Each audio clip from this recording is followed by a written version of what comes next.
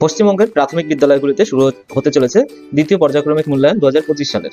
তো সেখানে আমরা প্রাক প্রাথমিক অর্থাৎ পিপির ক্লাসের বিভিন্ন প্রশ্ন নিয়ে হাজির হয়েছি। তো প্রথমে বাংলা প্রশ্ন নিয়ে আমরা আলোচনা করব, যেখানে দেখতে পাচ্ছি যে বাম দিক ও ডান দিকে শুধুমাত্র মেলাতে হবে, একই অক্ষর লেখা রয়েছে সেই অক্ষরগুলি মেলাতে হবে। এখানে বিশেষ কিছু কঠিন নয়, চলে আসবো আমরা। তারপরে আগের, পরের ও মাঝের বর্ণ বসাও। সেখানে দেখতে পাচ্ছি দ, ধ, ন এটা করে দেওয়া আছে। তারপরে ঢ মূর্ধন্য, প, ফ, আর ফ, ব, ভ এরকম পরপর, আর এটা তোমরা নিজেরা করে নেবে। তারপরে এখানে কতগুলো ছবি দেওয়া রয়েছে, সেই ছবির সঙ্গে তার শব্দের মিল করতে হবে।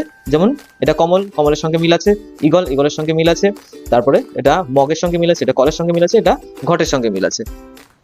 পরের পৃষ্ঠা বলেছে ফাঁকা ঘরে সঠিক স্বরবর্ণ বসাও।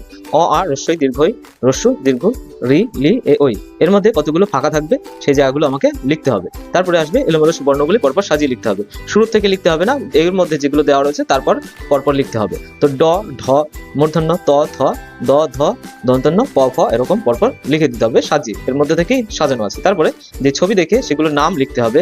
অবশ্যই তাতে আকার শিকার নেই, সাধারণ কিছু শব্দ তোমাদের লিখতে হবে। বল, ওল, টব, ঔষধ, ইট এবং খড়ম, এই যে আকার শিকার বিহীন যে শব্দগুলো, সেই শব্দগুলো আসতে পারে তোমাদের পরীক্ষায়। তো এই পরীক্ষার প্রশ্নগুলো করে নিলে, এরকম টাইপের প্রস্তুতি নিলে তোমরা পরীক্ষায় সব প্রশ্নের উত্তর পেয়ে যাবে। এবং আশা করি এই চ্যানেলে বাকি প্রশ্ন পেতে তোমরা সাবস্ক্রাইব করে নেবে। ধন্যবাদ।